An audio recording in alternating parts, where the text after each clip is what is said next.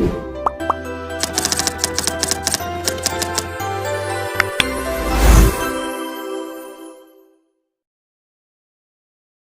warahmatullahi wabarakatuh. Di sini kami dari kelompok 5 ingin mempresentasikan materi terkait analisis leverage.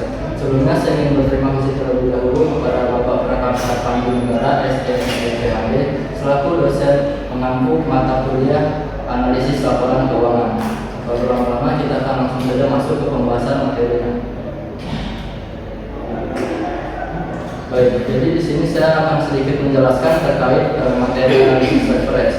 Jadi analisis leverage itu merupakan metode pengukuran terhadap sejauh mana sebuah perusahaan itu memanfaatkan aset atau dananya yang didanai atau bersumber dari hutang. Artinya hutang itu akan digunakan untuk aktivitas operasional sebuah perusahaan yang dengan harapan meningkatkan potensi keuntungan bagi para pemegang saham. Jadi ketika sebuah perusahaan itu memilih untuk berhutang, maka ada biaya tetap yang harus dibayar, yaitu berupa bunga.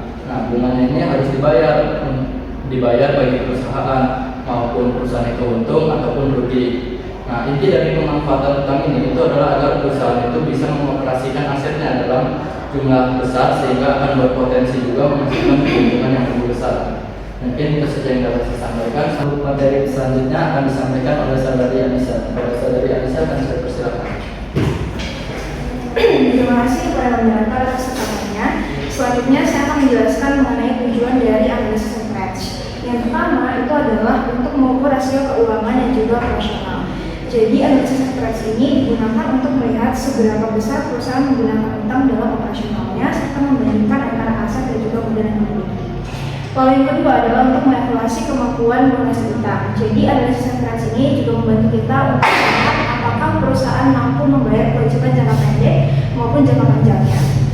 Lalu yang ketiga adalah untuk meningkatkan potensi profitabilitas. Artinya penggunaan utang yang tepat itu bisa meningkatkan keuntungan karena perusahaan bisa memperbesar modal usaha tanpa harus menambah modal sendiri. Yang keempat adalah untuk menganalisis struktur modal.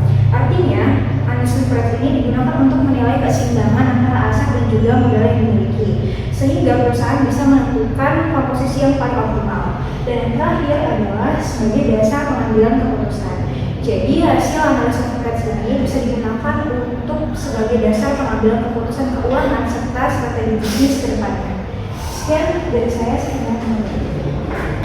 Baik, Saudari Anissa, terima kasih atas pemaparannya. Untuk materi selanjutnya akan disampaikan oleh Saudari Fauzan. Fauzan, saya persilakan.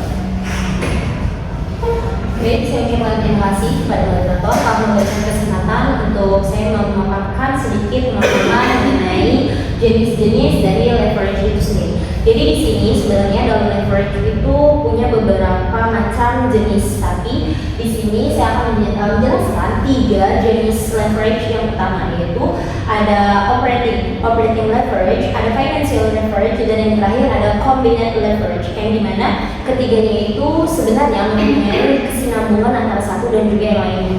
Yang pertama itu pembahasan tentang operating leverage atau leverage operasi, yang dimana leverage operasi ini itu membahas tentang sensitivitas dari laba operasional atau bisa disebut sebagai EBIT terhadap perubahan penjualan. Nah, penjelasan mudah atau penjelasan singkatnya itu misalkan apabila perusahaan itu mempunyai biaya tetap yang tinggi, maka nantinya penjualan itu akan naik. Nah, jika penjualan naik, otomatis akan menghasilkan laba yang lebih besar. Nah, tapi jika penjualan itu turun, nantinya juga akan menghasilkan kerugian atau laba bisa jatuh. Contohnya misalkan dalam pembelian atau pembiayaan mesin. Nantinya jika penjualan mesin itu meningkat, maka akan ada untung besar karena penjualan itu meningkat. Nah, namun jika penjualan mesin itu turun, otomatis biayanya itu juga akan turun sehingga terdapat kerugian.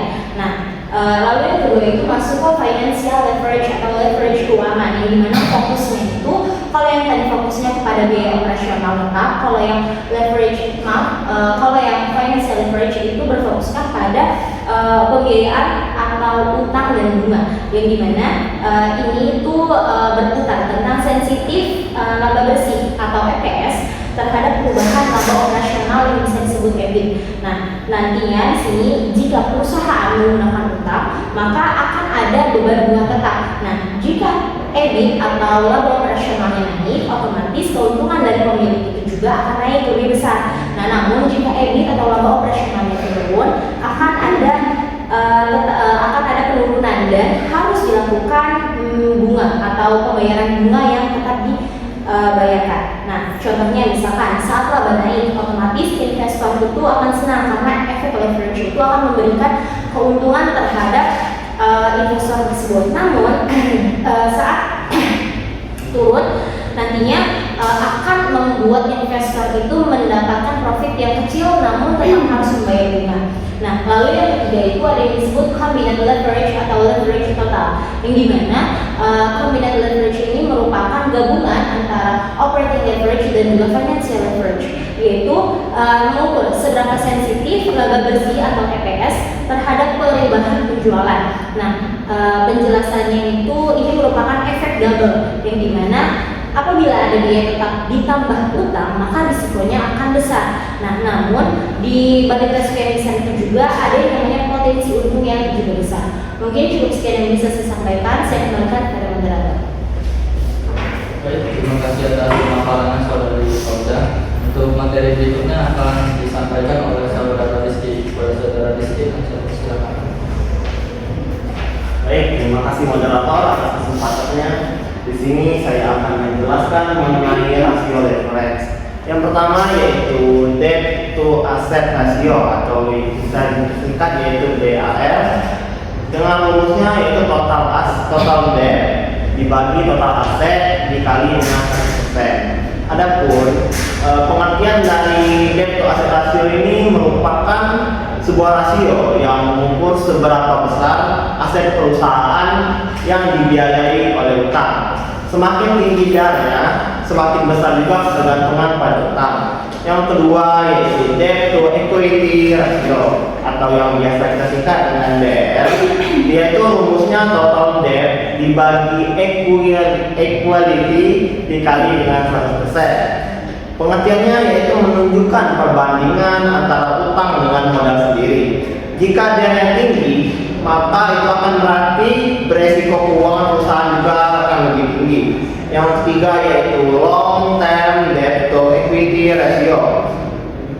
Dengan rumusnya yaitu total liabilitas dibagi total ekuitas dikali dengan 100%. Untuk pengertiannya yaitu mengukur proporsi utang jangka panjang dibandingkan modal.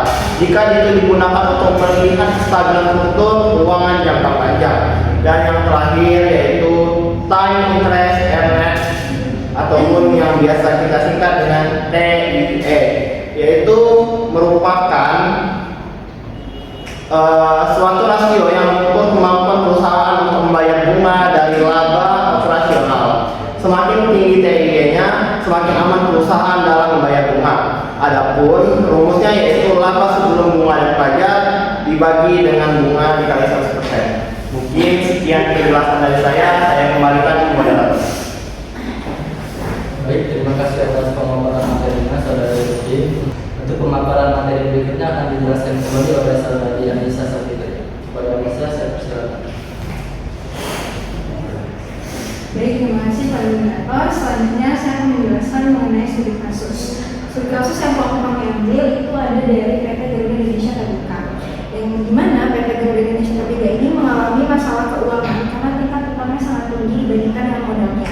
Dia terlihat dari debt to equity ratio atau DER yang besar bahkan sempat negatif. Hal ini menunjukkan bahwa perusahaan lebih banyak dibiayai oleh utang sehingga risikonya tinggi. Selain itu, kemampuan membayar bunga juga rendah karena laba operasional atau EBIT-nya tidak cukup menutupi beban bunga.